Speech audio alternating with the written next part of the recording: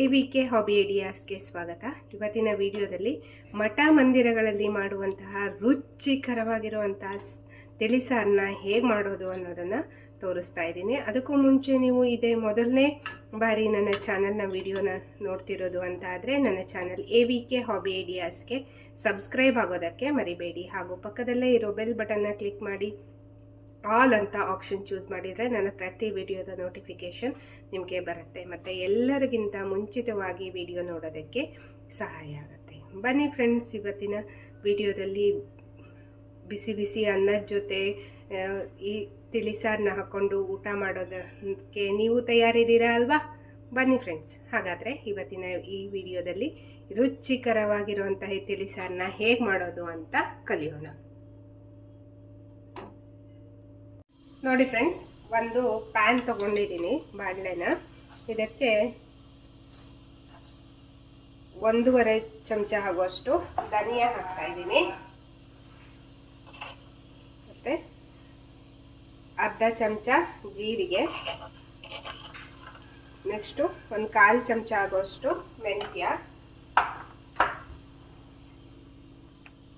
Next 3 ಒಣ ಮೆಣಸನ್ನು ಹಾಕ್ತಾ ಇದ್ದೀನಿ. ಖಾರಕ್ಕೆ ಬೇಕಾಗುವಷ್ಟು ಮೆಣಸನ್ನು ಬಳಸ್ಬೋದು.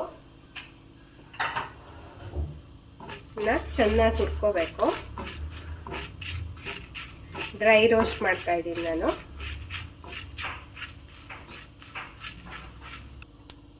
ನೋಡಿ, ಸ್ವಲ್ಪ ಘಮ ಬರ್ತಿರೋ ಆಗ ಕರಿಬೇವಿನ ಸೊಪ್ಪನ್ನು ಒಂದು 8-10 ಸೊಪ್ಪನ್ನು ಹಾಕ್ತಾ ಇದ್ದೀನಿ.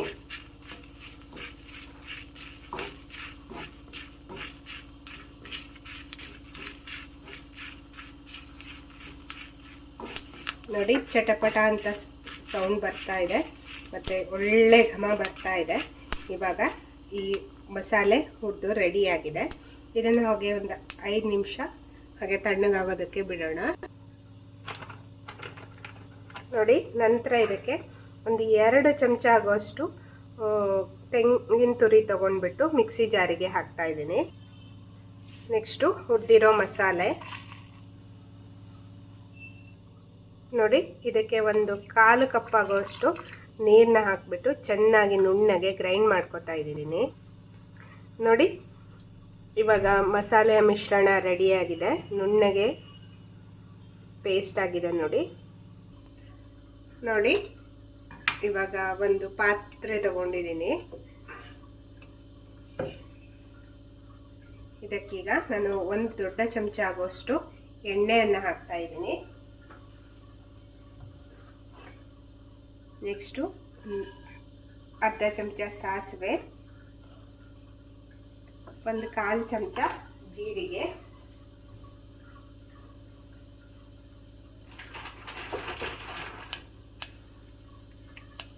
ಒಂದು ಒಣ ಮೆಣಸು. ನೋಡಿ, ಒಗ್ಗರಣೆ ಚಟಪಟ ಅಂತಿದ್ದಾಗೆ ನಾನು ಒಂದು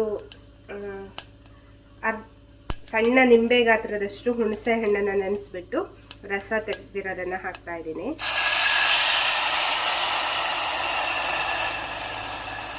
ನೋಡಿ, ಹುಣಸೆ ಹಣ್ಣಿನ ರಸ ಕುದೀತಿರ್ಬೇಕಾದ್ರೆ ಒಂದು ಸಣ್ಣ ಹಸಿ ಮೆಣಸನ್ನು ಹಾಕಿದ್ದೀನಿ ನಾನು.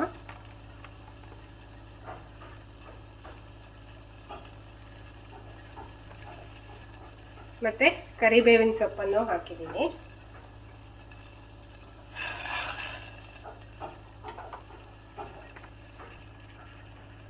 ನೆಕ್ಸ್ಟ್ ನೋಡಿ, ಇದಕ್ಕೆ 1 ಲೋಟ ಅಷ್ಟು ನೀರನ್ನ ಹಾಕ್ಕೋಬೇಕು.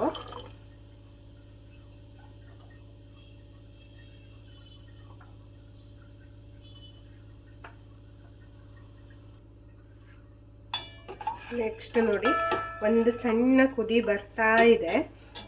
ಈ ಸಮಯದಲ್ಲಿ ರುಬ್ಬಿರೋ ಮಸಾಲ ಪೇಸ್ಟನ್ನು ಹಾಕ್ಕೋಬೇಕು.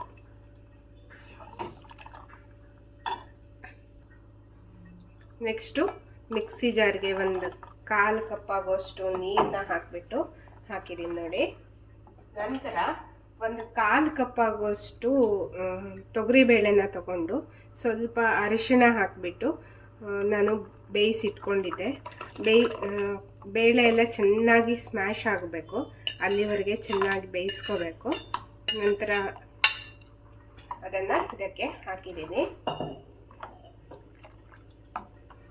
ಬೇಳೆನ ಒಂದು 3-4 ವಿಸಲ್ ಹಾಕ್ಸ್ಕೊಂಡ್ಬಿಟ್ರೆ ನಿಮಗೆ ಚೆನ್ನಾಗಿ ಬೇಳೆ ಎಲ್ಲ ಸ್ಮ್ಯಾಶ್ ಆಗಿ ಬೇಯುತ್ತೆ.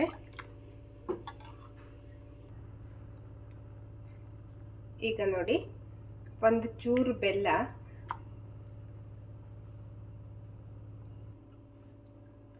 ನಂತರ ರುಚಿಗೆ ತಕ್ಕಷ್ಟು ಉಪ್ಪು,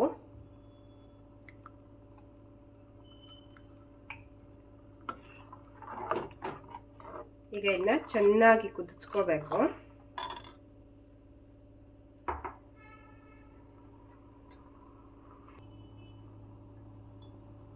ನೋಡಿ, ಕುದಿ ಬರ್ತಾ ಇದೆ.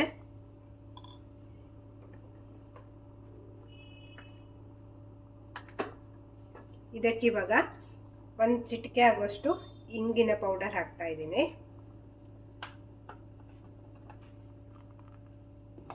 ನಂತರ ಕೊತ್ತಂಬರಿ ಸೊಪ್ಪು,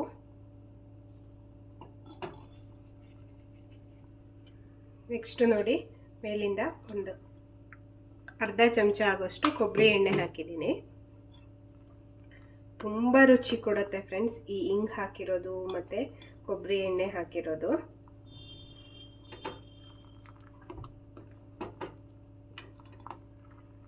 ನೋಡಿ, ಚೆನ್ನಾಗಿ ಕುದಿ ಬಂದಿದೆ. ಇವಾಗ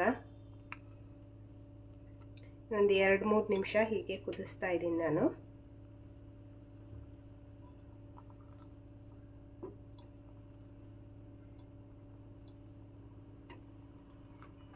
ನೋಡಿ ಫ್ರೆಂಡ್ಸ್, ಸಾರು ಇವಾಗ ಚೆನ್ನಾಗಿ ಕುದಿ ಬಂದಿದೆ. ಆಲ್ಮೋಸ್ಟ್ ಇಷ್ಟಿದ್ದಿರೋದು ಇಲ್ಲಿವರೆಗೆ ಬಂದಿದೆ. ನೋಡಿ ಕಲರ್ ನೋಡಿ ಎಷ್ಟು ಚೆನ್ನಾಗಿ ಬಂದಿದೆ ಅಂತ. ಮಠ ಮಂದಿರಗಳಲ್ಲಿ ಮಾಡುವಂತಹ ರುಚಿಕರವಾದ ಸಾರು ರೆಡಿಯಾಗಿದೆ. ತಿಳಿಸಾರು ತುಂಬ ಅಂದರೆ ತುಂಬ ರುಚಿಯಾಗಿರುತ್ತೆ. ನಾವು ಅದರಲ್ಲೂ ಮಸಾಲೆನ ಅಂದರೆ ಸಾರು ಮಾಡಬೇಕಿದ್ರೆ ಫ್ರೆಶ್ ಆಗಿ ಹುರಿದು ಹಾಕಿಬಿಟ್ರೆ ತುಂಬ ಅಂದರೆ ತುಂಬ ಟೇಸ್ಟ್ ಬರುತ್ತೆ ಫ್ರೆಂಡ್ಸ್. ಸಾರಿನ ಪುಡಿ ಹಾಕೋದಕ್ಕಿಂತ ಈ ವಿಧಾನವನ್ನು ನೀವು ಮಾಡ್ಬೋದು. ಸಾರಿನ ಪುಡಿ ಮಾಡಿಟ್ಕೊಂಡ್ರೆ ಅದು ಒಂಥರ ಟೇಸ್ಟ್ ಇರುತ್ತೆ. ಇದೇ ಸ್ಪೆಷಲ್ ಟೇಸ್ಟ್ ಬರುತ್ತೆ ಫ್ರೆಂಡ್ಸ್. ಮಠ ಮಂದಿರಗಳಲ್ಲಿ ಫ್ರೆಶ್ ಆಗಿ ಹುರಿದುಬಿಟ್ಟು ಹಾಕ್ತಾರೆ, ಹಾಗಾಗಿ ಅದು ತುಂಬ ರುಚಿಯಾಗಿರುತ್ತೆ. ಇವತ್ತಿನ ಈ ವಿಡಿಯೋ ನಿಮಗೆ ಇಷ್ಟ ಆಯಿತು ಅಂತ ಅಂದ್ಕೊಂಡಿದ್ದೀನಿ. ಈ ವಿಡಿಯೋನ ನೋಡಿಬಿಟ್ಟು ಲೈಕ್ ಮಾಡಿ ಮತ್ತು ನಿಮ್ಮ ಅನಿಸಿಕೆಯನ್ನು ಕಮೆಂಟ್ ಸೆಕ್ಷನ್ನಲ್ಲಿ ತಿಳಿಸಿ. ನಿಮ್ಮ ಫ್ಯಾಮಿಲಿ ಫ್ರೆಂಡ್ಸ್ ಎಲ್ರಿಗೂ ಈ ವಿಡಿಯೋನ ಶೇರ್ ಮಾಡಿ. ಅವರಿಗೂ ಸಹ ಒಂದು ರುಚಿಕರವಾಗಿರುವಂತಹ ಸಾರಿನ ವಿಧಾನ ಗೊತ್ತಾಗತ್ತೆ. ಇದೇ ರೀತಿಯಲ್ಲಿ ನಿಮ್ಮ ಸಲಹೆ ಸಹಕಾರ ಸಪೋರ್ಟನ್ನು ಮುಂದುವರಿಸಿ ಫ್ರೆಂಡ್ಸ್. ಇನ್ನೂ ಹೆಚ್ಚಿನ ಸಬ್ಸ್ಕ್ರೈಬರ್ ಆಗೋದಕ್ಕೆ ಸಹಾಯ ಮಾಡಿ ಅಂತ ಹೇಳ್ತಾ ಮತ್ತೆ ಒಂದು ಹೊಸ ವಿಡಿಯೋದೊಂದಿಗೆ ಭೇಟಿಯಾಗೋಣ. ನೀವು ಸಹ ನಿಮಗೆ ಗೊತ್ತಿರೋ ರೆಸಿಪಿಗಳನ್ನು ಕಮೆಂಟ್ ಸೆಕ್ಷನಲ್ಲಿ ಹಾಕಿ. ಇದರಿಂದ ಬೇರೆಯವರಿಗೂ ಎಲ್ಲ ಕಲಿಯೋದಕ್ಕೆ ಆಗತ್ತೆ ಫ್ರೆಂಡ್ಸ್. ಮತ್ತೆ ಒಂದು ಹೊಸ ವಿಡಿಯೋದೊಂದಿಗೆ ಭೇಟಿಯಾಗೋಣ. Until then take care, bye. Thank you for watching friends. Hello.